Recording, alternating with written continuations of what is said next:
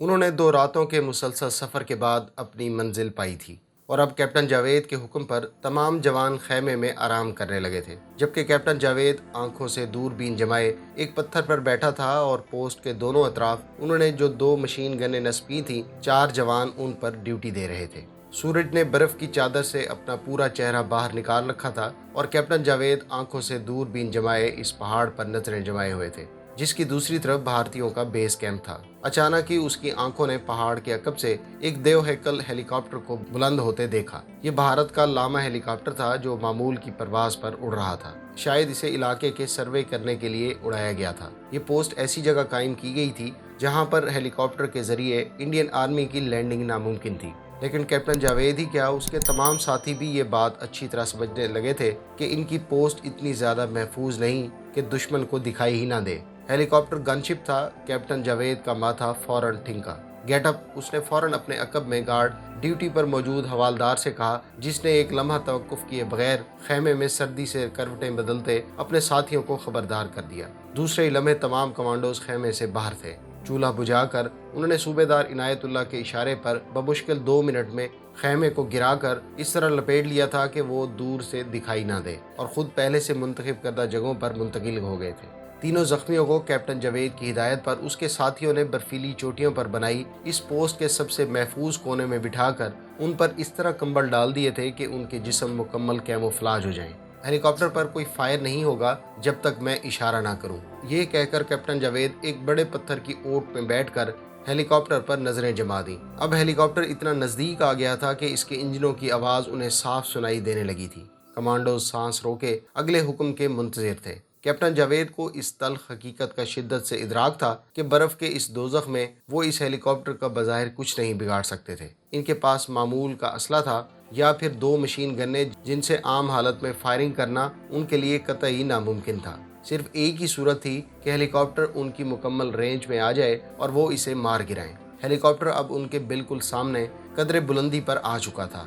ابھی تک اس کے پائلٹ نے شاید کوئی غیر معمولی نقل و حرکت نوٹ نہیں کی تھی، لیکن اچانک ہی اس نے اپنا رخ بدلا اور وہ سیدھا ان کی طرف آنے لگا۔ کیپٹن جاوید نے اپنے دائیں ہاتھ موجود مشین گن پر بیٹھے صوبے دار عنایت اللہ کو اشارے سے تیار رہنے کے لیے کہا اور اپنی گن اس کی طرف سیدھی کر لی۔ شاید ہیلی کاپٹر کا پائلٹ اپنے شک کی تصدیق کرنے آ رہا تھا اور اس سے پہلے کہ وہ کچھ کرنے کے لائق ہو، کیپٹن جاوید نے کچھ کر گزرنے کا فیصلہ کر لیا تھا۔ ہیلی کاپٹر ان کی نظروں کے بالکل سامنے ان کے سروں سے بمشکل 30-40 فٹ بلند تھا۔ پائلٹ کو اپنے شک کی تصدیق ہو گئی تھی اور اس نے افراتفری میں ہی ان پر فائرنگ شروع کر دی تھی، کیونکہ اس کی چلائی ہوئی گولیاں ان سے کچھ فاصلے پر برف میں دھنس رہی تھیں۔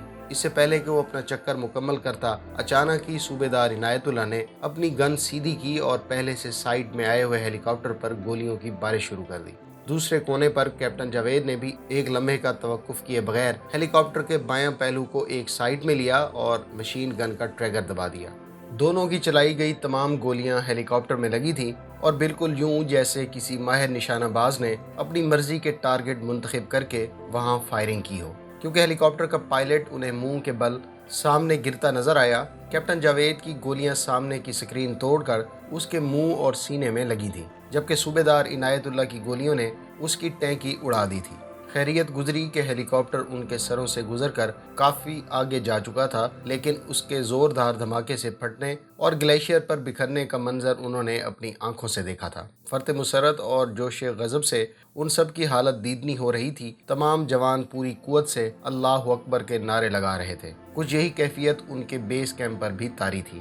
وائرلیس سیٹ سے بریگیڈیئر صاحب نے فائرنگ کی آوازیں سنی تھیں اور سیٹ آپریٹر حوالدار لہراسب خان انہیں ایک ایک لمحے کی رپورٹ دے رہا تھا۔ بھارتی ہیلی کاپٹر کو اس کے پائلٹ سمیت جہنم رسید کرنے کے بعد کیپٹن جاوید نے خود ساری رپورٹ بریگیڈیئر صاحب کو دی تو فرط مسرت سے ان کا چہرہ تمتمانے لگا۔ انہوں نے اپنے نزدیک موجود کرنل صاحب اور دوسرے افسران تک یہ خوشخبری منتقل کی اور سارا کیمپ اللہ اکبر کے نعروں سے گونجنے لگا۔ بھارتی فوج سے اس کی جارحیت کی پہلی قیمت پاکستانی کمانڈوز نے موصول کر لی تھی۔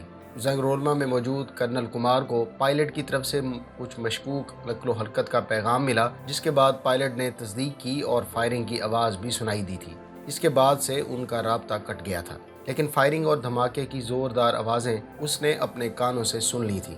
क्योंकि हेलीकॉप्टर का रेडियो मुसलसल ऑन रहा। उसे ये अंदाज़ा लगाने में कतई ही देर नहीं लगी कि इनका हेलीकॉप्टर अपने पायलट समेत जहन्नम रसीद हो चुका है। कर्नल कुमार को यकीन नहीं आ रहा था कि इतनी जल्दी चोलोंगला में पाकिस्तानी पहुंच सकते हैं। ये तो इस ग्लेशियर का दुश्वार तरीन इलाका था और यहाँ दुश्मन की मौजूदगी का मतलब था कि उनकी तबाही। इस इलाके को पाकिस्तानी फ़ौज के लिए दुश्वार गुजार जानकर ही तो उन्होंने अपना बेस कैंप इस तरफ बनाया था। एक लम्हे के लिए तो वो दहल कर रह गया। उसे समझ ही नहीं आ रही थी कि उसका वास्ता इंसानों से पड़ा है या जिनों से, जो हमले के दूसरे ही दिन यहाँ मौजूद हैं। उसने खुद इस एरिया में रैकी की थी। यहाँ 15 दिन गुजारने के बाद उसने इस खतरनाक तरीन इलाके को भारतीय बेस कैंप के लिए मुंतखब किया था, लेकिन यहाँ तो मामला ही उलट हो रहा था। बादल नखास्ता उसने ये इतला जनरल चिबर तक पहुँचा दी। ओह नो, बेसाख्ता जनरल चिबर के मुंह से निकला। उसे भी पहले तो अपने कानों पर यकीन नहीं आ रहा था। तुम्हें यकीन है कि इसे फायरिंग से गिराया गया है? कोई और वजह तो नहीं? जनरल चिबर ने गुस्से से होंठ चबाते हुए कहा, सर मेरा भी यही गुमान है। फायरिंग की आवाज़ साफ सुनाई दी है। मेजर सिंह हमारा बेहतरीन पायलट था सर, उसके लिए ये इलाका भी अजनबी नहीं था। हमारे पास सारी गुफ्तगू की रिकॉर्डिंग मौजूद है। कर्नल कुमार ने कहा। ओके, मुझे सुनाओ। जनरल चिबर अपनी जगह खड़ा रहा।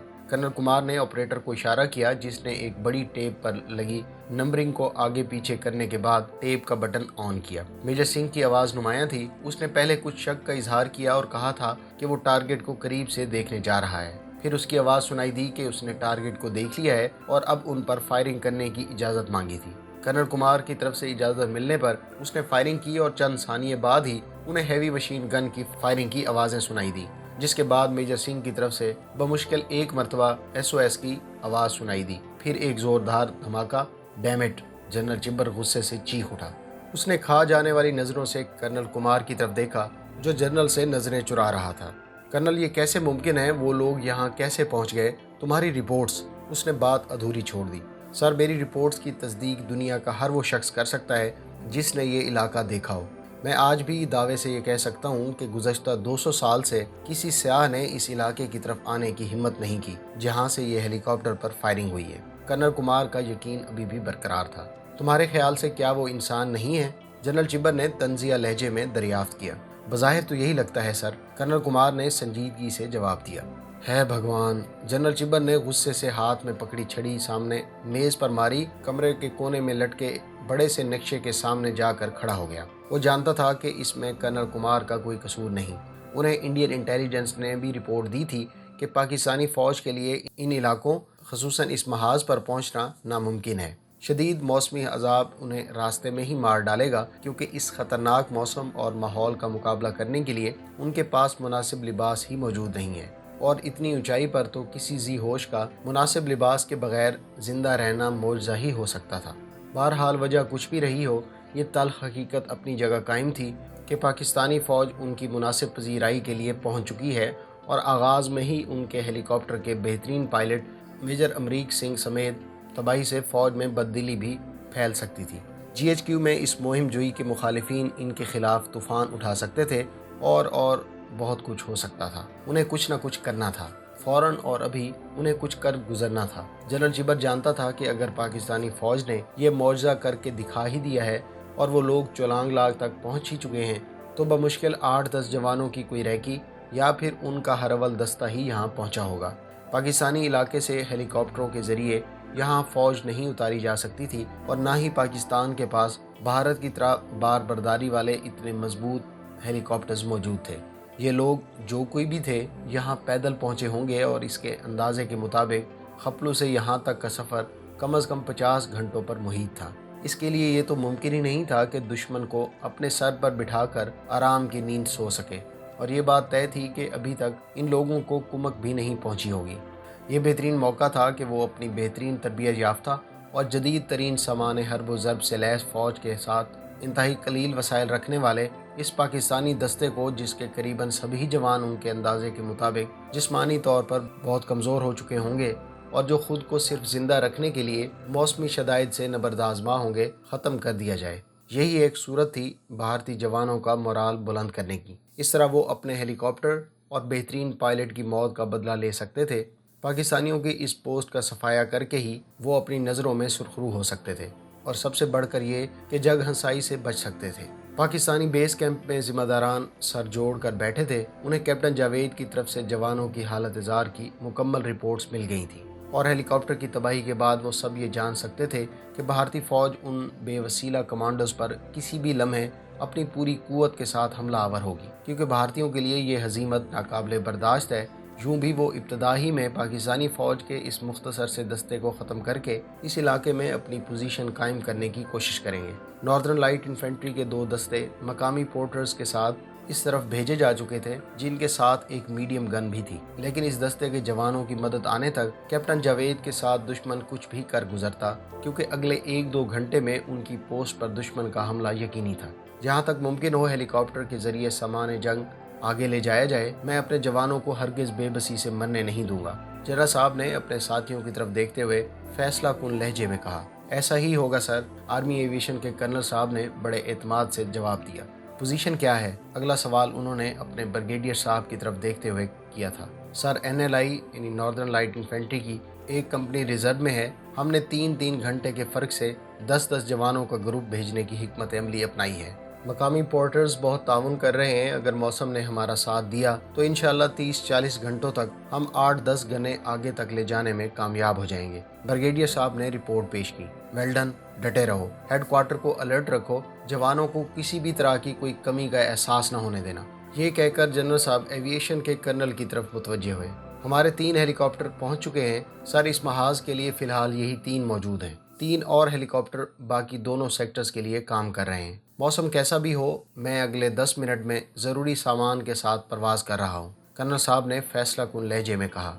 अल्लाह तुम्हारा हामी और नासिर हो, जनरल साहब ने उनकी तरफ देख कर कहा और ख़ुद नक्शे के मुख्तलिफ निशान ज़दा जगहों पर उंगली के इशारे से अपने अफसरान को हिदायत देते रहे। 10 मिनट बाद कर्नल साहब एक एमुनीशन और ज़रूरियात ज़िंदगी के सामान के साथ अपने एलियट 3 में परवाज़ कर चुके थे। उन्होंने अहद कर लिया था कि जिस तरह भी मुमकिन हो कैप्टन जावेद तक हर मुमकिन मदद पहुंचाई जाए, क्योंकि इस मरहले पर उन्हें अकेला छोड़ना किसी भी फ़ौज की गैरत ईमानी के ख़िलाफ़ था। दोपहर के करीबन 12 बज रहे थे जब हवालदार लहरासिब खान ने कैप्टन जावेद को इशारे से अपने नज़दीक आने के लिए कहा, क्योंकि उसने अपनी पोस्ट की सिमत आने वाले रास्ते पर कुछ मुश्तबा नकलो हरकत महसूस की थी। इस वक्त वो आंखों से दूरबीन लगाए ड्यूटी दे रहा था। सर, इधर इस तरफ। उसने कैप्टन जावेद के नज़दीक आने पर उसे हाथ की उंगली से एक सिमत इशारा करते हुए बताया। सूरज की ग्लेशियर पर पड़ने वाली चकाचौंध रोशनी के अकब में कैप्टन जावेद को जंगी तरतीब से आगे बढ़ते कुछ सफ़ेद पोश दिखाई दिए।